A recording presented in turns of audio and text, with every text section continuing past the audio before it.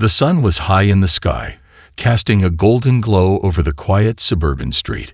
Birds chirped in the trees, and the faint scent of fresh-cut grass hung in the air, giving the neighborhood an almost idyllic sense of calm. For most, it was just another ordinary morning. But for the Thompson family, the peace of the day would soon unravel into something far darker. Dylan, the youngest of the family, sat in his wheelchair at the edge of the front yard, enjoying the rare moment of warmth after weeks of cold rain.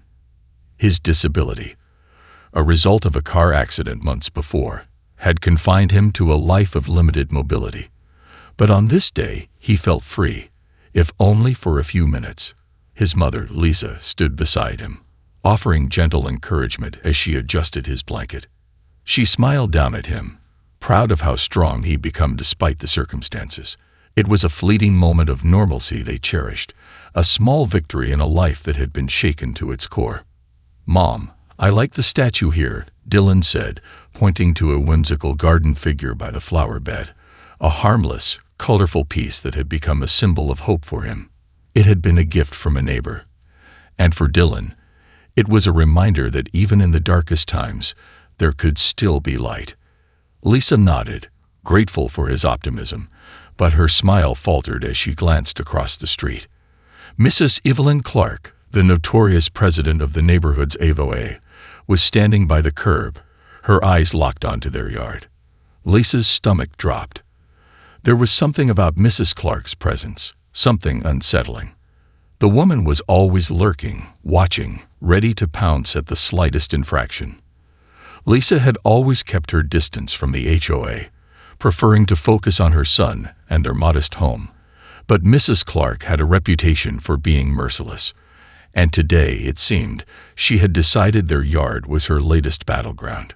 Without a word, Mrs. Clark began walking toward them, her heels clicking sharply against the pavement.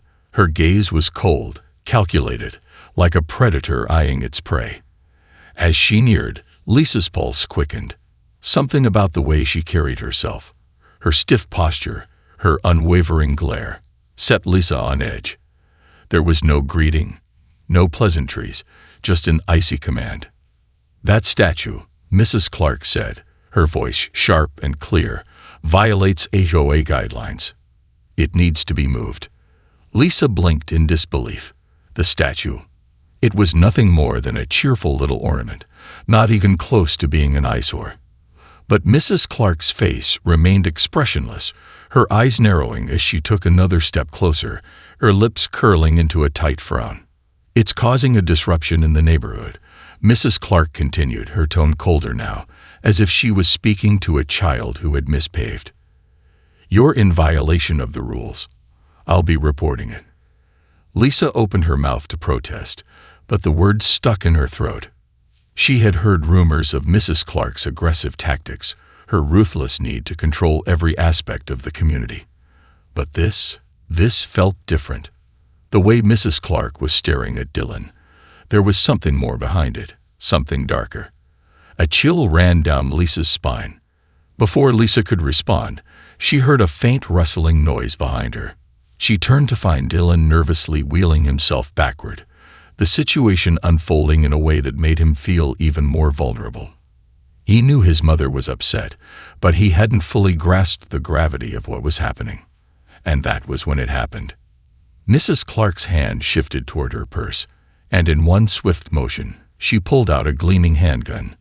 Time seemed to freeze. The sound of Dylan's breathing, the rustle of the leaves in the trees, everything vanished into a heavy silence, replaced by the chilling weight of the weapon now aimed at her son. Lisa's heart stopped. Her throat went dry. Mrs. Clark's face twisted into something far more sinister, her voice now low and threatening. "I warned you. You should have followed the rules," she sneered, her finger hovering dangerously near the trigger. Fear washed over Lisa in an instant, but it wasn't the time to panic. She had to think. Her son's life was on the line. She had to act, and fast. Lisa's eyes locked onto the gun in Mrs. Clark's hand, the cold metal gleaming in the sunlight. Her breath hitched in her chest as her mind raced, trying to process what was happening. The woman who had been nothing more than an annoying neighbor, the HOA president with her petty rules and regulations, had just escalated into something far more dangerous. Dylan, still in his wheelchair, seemed frozen. His eyes, wide with fear, flicked from the gun to his mother, silently asking if everything was going to be okay.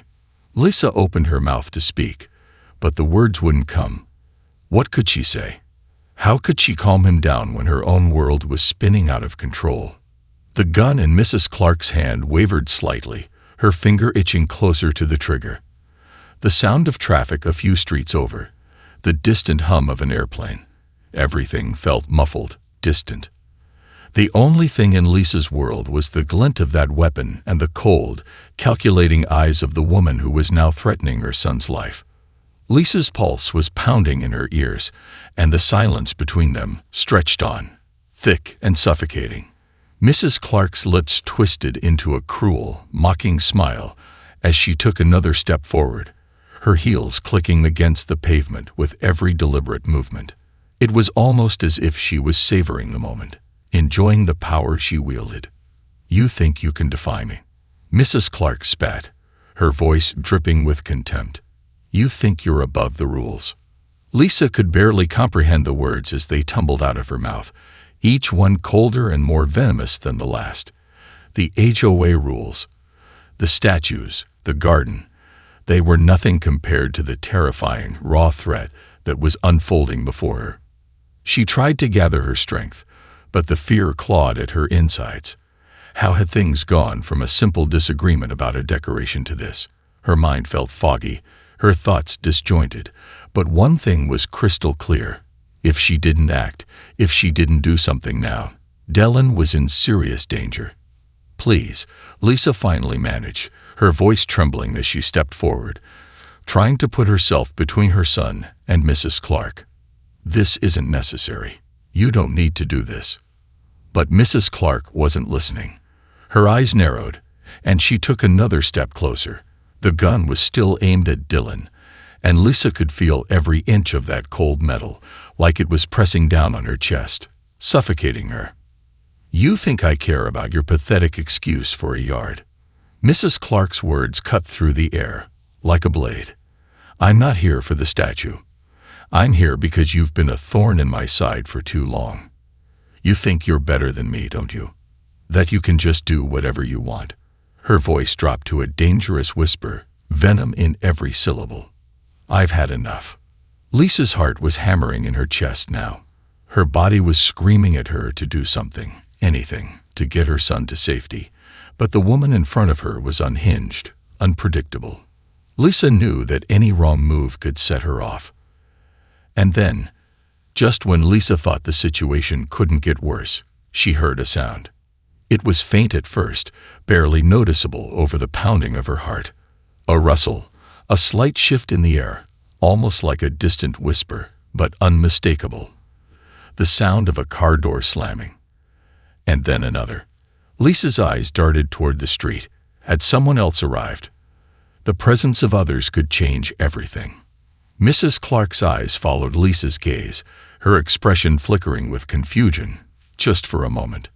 But it was enough. Before Mrs. Clark could react, a sharp, deliberate crack of a rifle shot split the air, shattering the tense silence between them. The ground beneath Mrs. Clark's feet erupted in a small cloud of dust. Her eyes shot down to the earth as if the very ground had betrayed her. She stumbled back, throwing her hands up in instinctive defense, but the gun in her hand wavered, lowering by a fraction. For the briefest of moments, it seemed as if the world had stopped, the chaos of the last few moments hanging in the air. Mrs. Clark's eyes scanned the scene in disbelief. She couldn't quite understand what had just happened. Had someone just shot at her? Lisa's heart pounded in her chest as her eyes locked onto the street, searching for the source of the shot. She had no time to think about who or why, only that the tension had momentarily broken. And in that split second of confusion, there was a flicker of hope. Someone had intervened. But who? And could they be trusted? The faintest whisper of movement caught Lisa's attention, and she realized that the nightmare was far from over. Something Someone was watching. The shot had shattered the silence like a lightning bolt, and for a split second, everything stopped. Mrs. Clark's eyes widened in shock, her head snapping from the dirt patch where the bullet had struck to Lisa, then back to the street. Her hand, still gripped tightly around the gun, shook as she tried to process what had just happened. Her mouth opened, but no words came out. She took a staggering step backward, her body faltering as if she were losing control over the situation she had once thought she ruled. Lisa, too, froze. Her breath came in short, frantic bursts, her mind struggling to comprehend what she had just witnessed. Someone had fired a shot, aimed just short of Mrs. Clark, yet it felt as though the world had just shifted, tilting into something darker, more dangerous. The threat was far from over. "Who's there?" Mrs. Clark stammered, her voice shaking now, her defiance crumbling as she scanned the street, eyes darting in every direction. "Show yourself." Lisa's heart pounded in her chest as she instinctively moved to place herself between her son and Mrs. Clark. She could hear Dylan's shallow breaths behind her, but she didn't dare turn around. She knew that if Mrs. Clark saw the fear in her eyes, it would only encourage the woman to escalate. For a moment, there was nothing but the eerie quiet of the neighborhood, save for the soft rustle of leaves in the breeze. It was as if the world was holding its breath, waiting for the next move. And then it came. A low, almost imperceptible sound, like the click of a weapon safety being disengaged. Lisa's stomach twisted into knots. She knew that sound. It was the kind of sound that meant the shooter was still out there, watching, waiting for the perfect moment to strike. The fear returned, clawing at her throat. Was the shooter friend or foe? Was the shot meant for Mrs. Clark, or was it a warning? And why had they fired at all? "Where are you?" Mrs. Clark hissed, her voice growing shriller as she raised the gun again, this time more wildly. "Come out, you coward." Lisa's breath caught in her throat as she saw Mrs. Clark's finger tighten on the trigger. She couldn't let it happen, couldn't let the woman harm her son. But as she opened her mouth to shout, another shot rang out. This time, it was closer. Mrs. Clark's body jerked violently as the sound of the bullet hitting the ground beside her echoed in the air. The gun slipped from her fingers, clattering to the pavement. She stumbled back, her legs giving out beneath her as she fell to the ground with a strangled cry. "Stay down," a deep voice called from across the street. Lisa's head snapped toward the sound, her eyes widening as she recognized the figure emerging from the shadows. It was him, Jason. Jason, her cousin, stood poised in the middle of the street, rifle raised, eyes locked on Mrs. Clark with cold precision. He didn't seem to move, his every muscle taut with focus. His eyes weren't on Lisa or Dylan. They were on Mrs. Clark, calculating, waiting for her next move. "You all right?" Jason called, his voice calm, almost too calm, considering the chaos unfolding. But there was no doubt in Lisa's mind now. Jason was in control.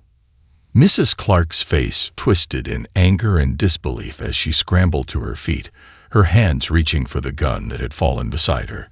But Jason's voice stopped her. "Don't even think about it," he warned, his eyes never leaving hers. The world felt suspended for a moment, as if time itself had slowed down.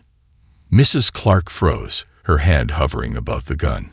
She glanced at Lisa, then back at Jason, her mind racing. Lisa couldn't breathe. She knew Jason had just saved them, but she couldn't shake the nagging feeling that things were far from over. What had she just witnessed?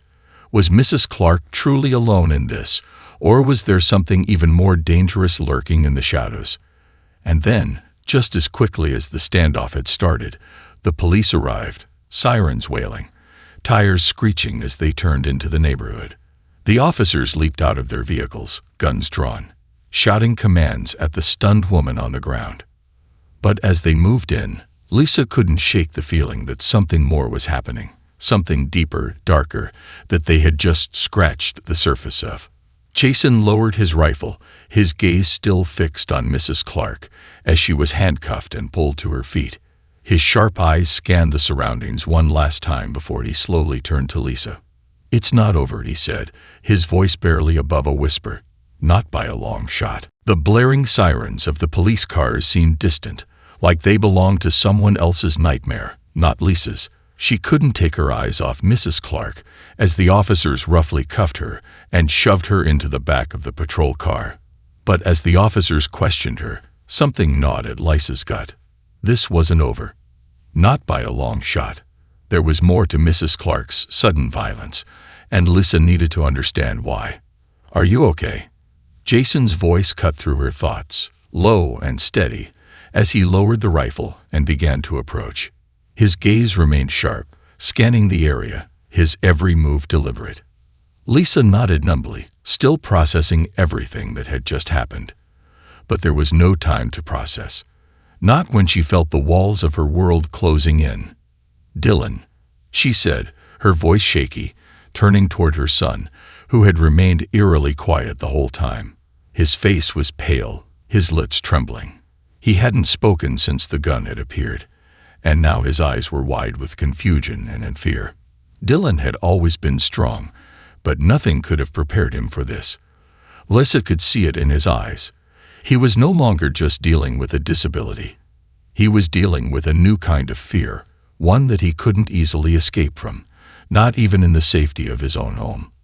"Mom, what just happened?" Dylan whispered, his voice barely audible, his gaze still locked on the car that held Mrs. Clark. Lisa crouched down beside him, her hand resting on his trembling arm. She had to calm him, had to make him feel safe again, even though she wasn't sure how she could. The weight of the situation was crushing. The terror that had overtaken their peaceful neighborhood left her breathless. "We're safe, Dylan," she said softly, forcing a smile she didn't feel. "She's gone. The police will take care of everything now. It's okay." But her words felt hollow. The fear that had gripped her body still hadn't fully loosened its hold.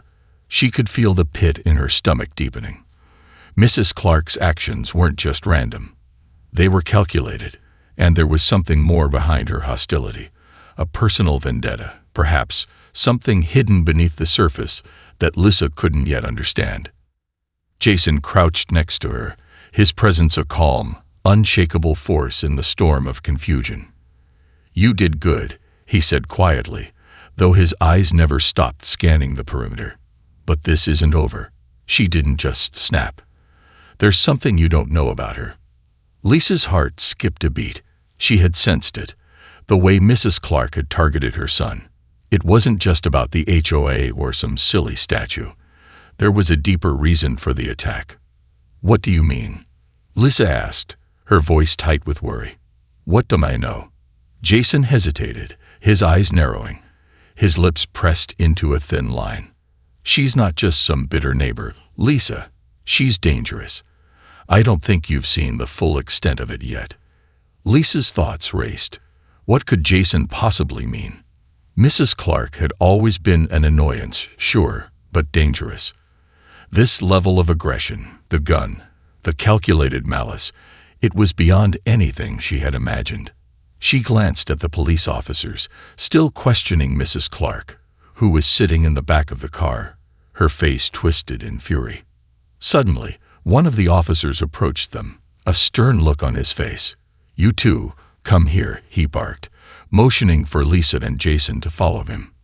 They exchanged a quick glance before they both walked over to the officer. "You're going to want to hear this," the officer said, his voice low. "We've been investigating Mrs. Clark for a while now. There's a lot we didn't know about her. But I think you should be aware. Her gun wasn't registered in her name." Lisa's breath hitched. "What? What does that mean?" The officer's eyes darted toward the patrol car, where Mrs. Clark was glaring at them through the window. "It means this wasn't a random outburst. That gun, it's connected to a string of illegal activity. We've got reason to believe that she's been involved in more than just petty HOA disputes. There's a lot more going on than we initially thought." Jason's jaw tightened. "What are you saying?" "That she was planning something more than just threatening a family."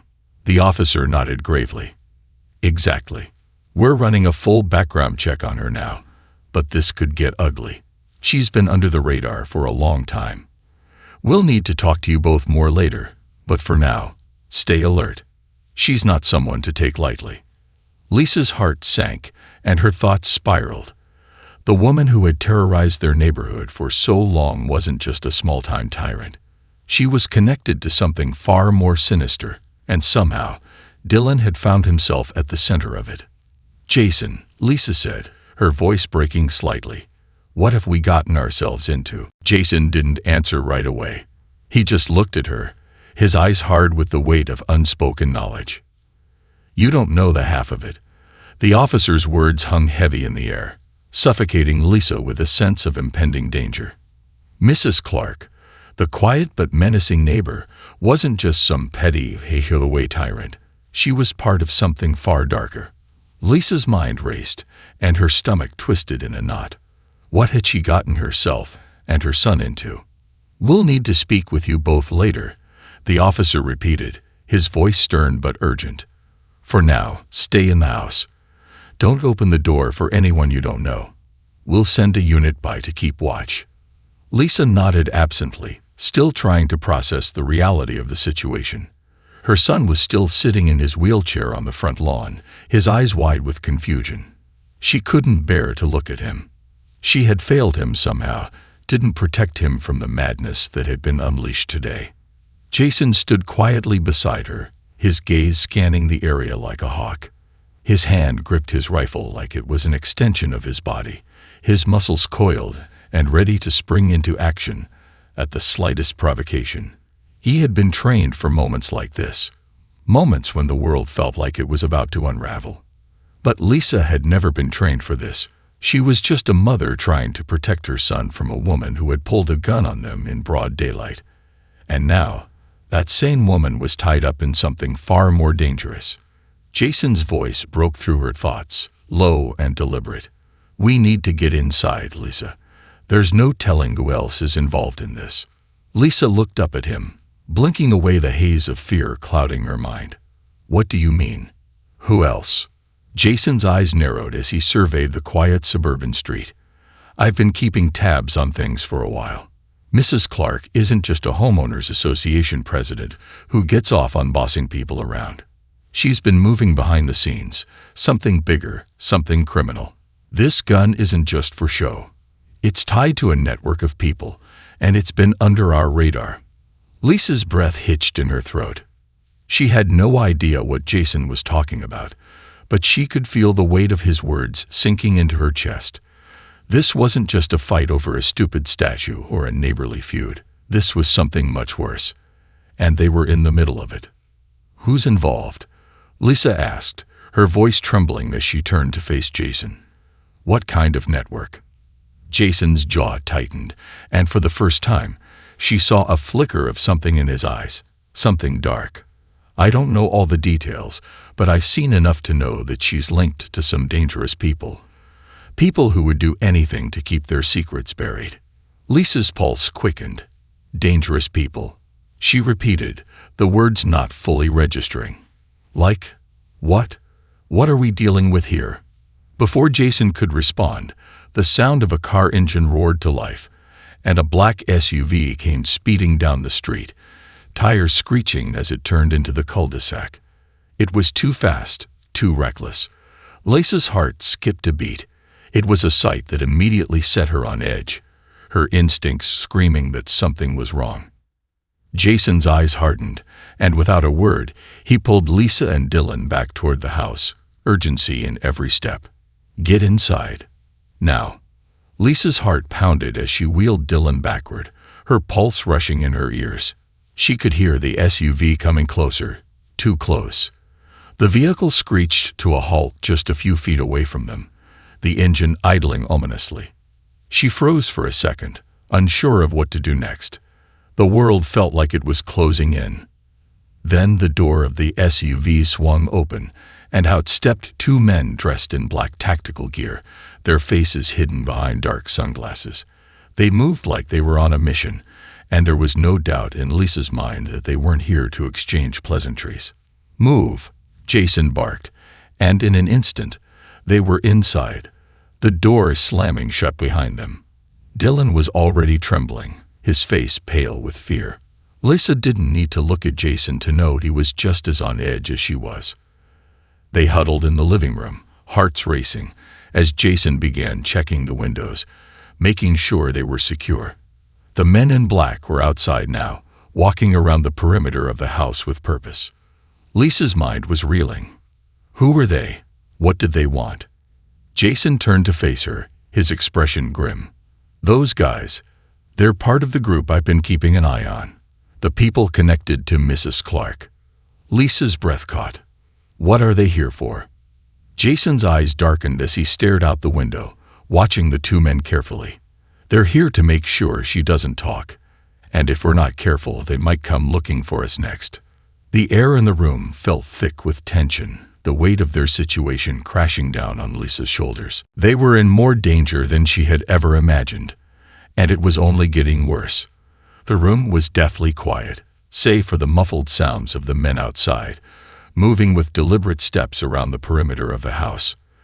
The sound of their boots against the concrete was unsettling, like an ominous countdown, reminding Lisa that time was running out.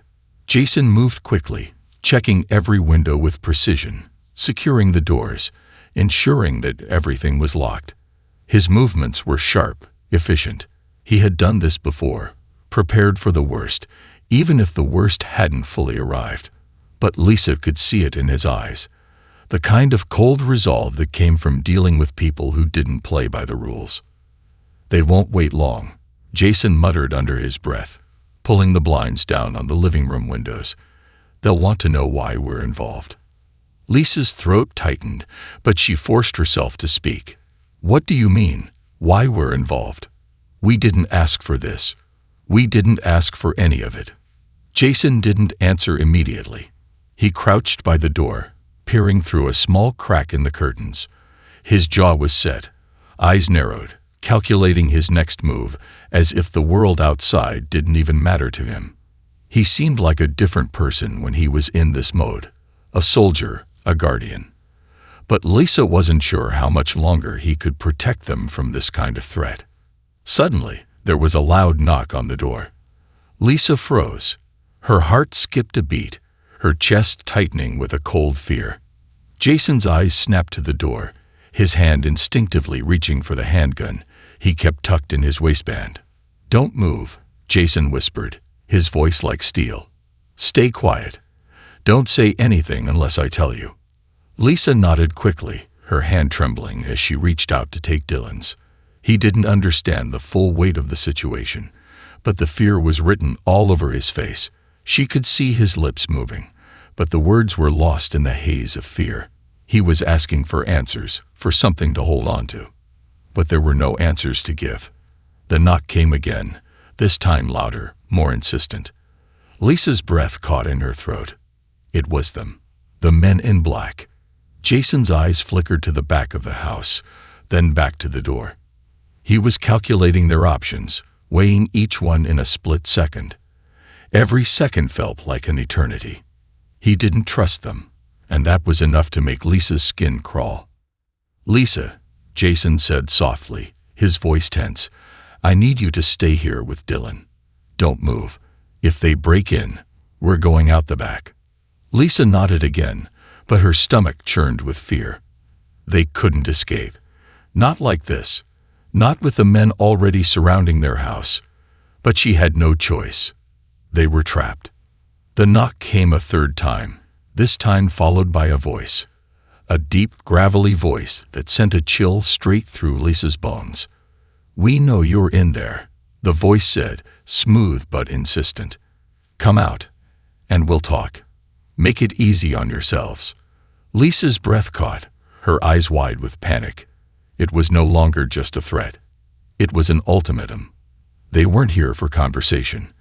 They were here for something else, something far darker. Jason's eyes flashed with determination as he turned to her, his expression unreadable. Stay calm. I've got this. He slowly stood up, moving toward the door with calculated, careful steps. His hand was still on the gun, fingers wrapped around the cold metal of the grip. But before he could reach the door, another voice broke through the stillness. "Don't think about it." The officer's voice crackled from the radio, clipped to Jason's waist. The same officer from earlier, the one who had warned them about Mrs. Clark's connection to something criminal. "Don't open the door. They're not here for a conversation. I repeat, do not open the door.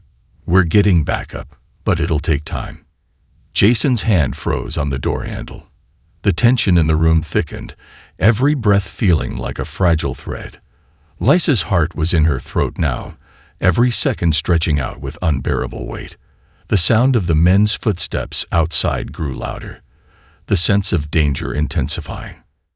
Jason turned to Lisa, his face etched with the kind of urgency that sent chills down her spine. "They're here to silence us, to keep us from talking to the police. The second we step outside, it's over." Lisa's mind raced, every instinct screaming at her to do something, anything, to protect her son. But there was nothing. They had no allies nearby. The police were still miles away. The men outside weren't just after Mrs. Clark. They were after them, and they had no intention of letting them walk away. "Back door," Jason said urgently. "We leave now. No time to waste." But just as he turned toward the back of the house, the window shattered with a deafening crash, sending glass flying in all directions. Lisa's breath hitched, and she whirled toward the sound. The men had breached the house, and they were coming. The sound of shattering glass echoed like thunder in the confined space of the living room. Lisa's heart stopped. Her body went cold as she turned to face the gaping hole in the window.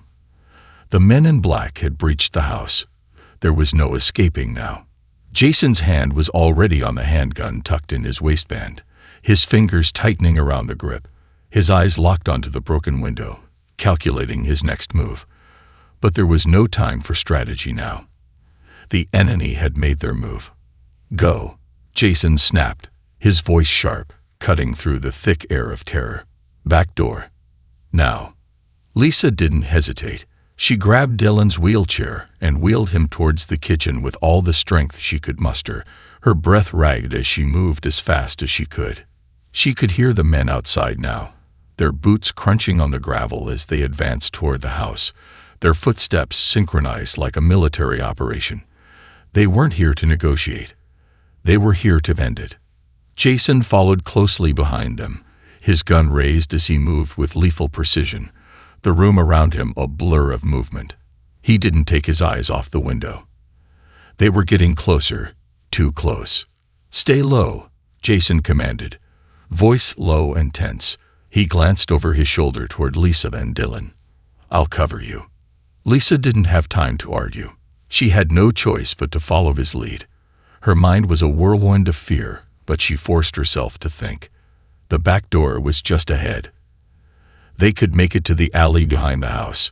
If they could reach the alley, they could slip out of sight. They just had to make it that far. But as they neared the kitchen, a voice, low, mocking, and far too close for comfort, drifted through the house. "You think you can run? Think again." The man sneered from the window, his voice like gravel. "We've got you now." Lisa's heart thundered in her chest. They were trapped. Suddenly, the kitchen light flickered, and before Lisa could even react, there was a loud bang. Then another, the sharp crack of gunfire ringing through the air. A bullet zipped past Jason, too close, just grazing his shoulder. He staggered but didn't fall, his body instinctively moving to shield Lisa and Dylan. "Move, move-y," Jason shouted, his voice laced with urgency.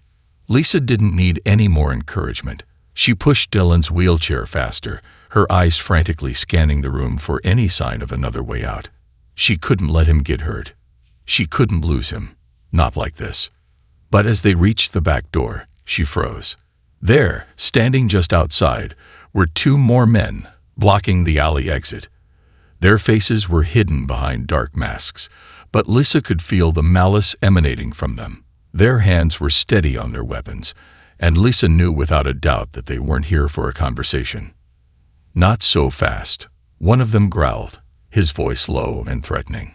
"We've got orders. Don't make us use force." Lisa's stomach dropped. Every inch of her body screamed to run, to push through them, but she knew it was futile. They were surrounded. There was no way out. Jason's voice, hoarse but determined, cut through the tension. "I don't think you understand. You're not going to hurt anyone today." He raised his weapon, his stance defensive, eyes locked on the men in the alley. The gunfire from earlier still echoed in Lisa's ears, but Jason didn't flinch. He was prepared to fight, prepared to protect. But Lisa's mind raced, searching desperately for a way out, a way to save her son. And then it hit her. She didn't have to fight them. She just needed to distract them. Without warning, Lisa shoved the wheelchair backward with all her might, forcing it toward the alley door with speed and force she didn't know she had. Dylan screamed in surprise, but Lisa didn't have time to explain. As the wheelchair rocketed backward, the men in the alley turned in unison to see what was happening, their focus momentarily diverted. That was all it took. Jason dove forward, his arm shooting out to grab one of the men. He pulled him into the doorway, using the man's body as a shield against the incoming gunfire from behind. There was a brutal struggle, a sharp crack as the man's head collided with the doorframe. But Jason didn't stop. He fought like a machine, efficient and relentless. The second man tried to lunge at Jason, but Lisa was already there. She grabbed the nearest object, a heavy kitchen vase, and hurled it at him with all her strength. The vase shattered against his head, knocking him off balance. It wasn't much, but it was enough to give Jason the opening he needed. "Go," Jason shouted, shoving the man aside. Now, Lisa didn't need to be told twice. She grabbed Dylan's wheelchair and pushed forward, ignoring the pounding of her heart as she sped toward the alley. The men were recovering quickly, but it was too late. The alley was their only chance, and they were making a break for it. But just as they reached the alley's end, Lisa glanced back. Her heart nearly stopped. Two black SUVs were speeding down the street, their headlights cutting through the darkness. The men in black weren't finished yet. They were coming for them. Jason grabbed her arm and pulled her forward. "This isn't over," he gritted out, his eyes wild with urgency. "Move." And they ran. The alley was a dark void, the shadows swallowing them whole as they raced toward the dead end. Lisa's breath came in ragged gasps, her pulse pounding in her ears. Dylan was silent, his face pale with fear as she pushed him forward, her hands trembling on the wheelchair's handles. Jason was just behind them, moving with the kind of grace that only a trained soldier could manage in a crisis. His gaze flickered between the alleyway and the approaching SUVs, their headlights now blindingly bright as they rounded the corner. They were running out of time. "Jason, what do we do?" Lisa's voice was desperate, barely above a whisper. She didn't want to turn around, didn't want to face what was chasing them. But the truth was undeniable. They were trapped. The alley ended in a high, solid wall. No way out. The SUVs were closing in. Jason didn't answer immediately. His mind was already working, calculating the odds, assessing the threats. He didn't panic, but Lisa could see the tension in his shoulders, the tightness in his jaw. He knew their options were slipping away fast. "We need a diversion," Jason muttered to himself, his voice steady. But there was an urgency that underscored every word, something to throw them off. A chance to break through. Lisa's heart skipped a beat. "What do you mean, a diversion?" Jason turned to her, eyes sharp and filled with resolve. "I'll draw them in. You and Dylan need to head down the street when I give you the signal. Don't stop. Don't look back. If we're going to get out of this, it's now or never." Lisa's stomach twisted. "You're not going to." Jason cut her off. "No time to argue. Just trust me." Before she could say another word, Jason's hand was on her shoulder, giving it a firm squeeze. "I'll handle it. Just go." The words felt like an anchor, weighing her down. But there was no time to debate. The SUVs were just moments away, their engines growling as they neared the mouth of the alley. Lisa nodded stiffly, her body unwillingly going into survival mode. With one last glance at Jason, she pushed Dylan's wheelchair forward, the sound of their wheels echoing in the narrow space. She moved with a purpose, fear racing through her veins. She didn't know how this was going to end, but she knew she had to keep moving. She had to get her son out of this. As they neared the alley's end, Lisa turned briefly to see Jason standing still in the middle of the alley, his back to the wall, facing the incoming threat.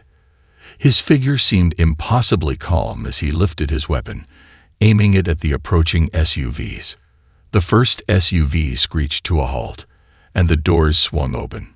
Men in black tactical gear flooded out, their eyes scanning the area for any sign of movement. But Jason was already making his move. He fired a single shot into the air, the deafening sound of the gunshot splitting the night. The men flinched, turning in unison toward the sound, just as Jason ducked behind a dumpster. The chaos was instantaneous. A chorus of shouts filled the air as the men scrambled, their attention fully diverted from Lisa and Dylan. "Now," Jason's voice rang out through the alley. Without hesitation, Lisa pushed Dylan's wheelchair forward, her hands barely touching the handles as she gave everything. She had to move as fast as possible. She could hear the chaos behind them. Gunshots, shouts, the sound of men trying to regroup, but she didn't dare look back. They were almost to the street when a piercing scream shattered the night. Lisa froze, her heart sinking. It wasn't a scream of pain, it was a scream of fury. Mrs. Clark's voice. The woman who had started all of this. Lisa's stomach twisted into knots. Had they caught up to Jason? Had they? Suddenly, there was a loud crash. A shot rang out. Another. And then silence. Lisa's legs threatened to buckle beneath her, but she couldn't stop. She couldn't turn around. She had to keep moving. Dylan's face was a mixture of confusion and fear, but he didn't say a word. He trusted her. They reached the street corner, and Lisa paused, her heart hammering. There was no sign of the SUVs, no sound of the men. For a moment, it was like the world had frozen in place. But then, Jason appeared at the edge of the alley, his body tense but intact. He was alive. "Go," he shouted again, motioning toward the nearby road. "Now. They're coming back." Lisa didn't question it. She pushed Dylan's wheelchair onto the street, her legs nearly giving out beneath her as she raced toward safety. Jason was right behind them, but they weren't out of the woods yet. Not by a long shot. Just as they reached the next intersection, the sound of screeching tires filled the air. Another SUV, but this time, it wasn't moving toward them. It was speeding away. Lisa watched in stunned silence as the vehicle tore down the street, the taillights disappearing into the night. The men in black had been forced to retreat, but what had happened? Why had they stopped chasing them? Jason caught up to them, breathless but unscathed. He looked over his shoulder, scanning the street for any sign of pursuit. He didn't speak, but Lisa could see the wheels turning in his mind. It wasn't over, but for the first time in hours, she allowed herself a breath of relief. They were free. For now.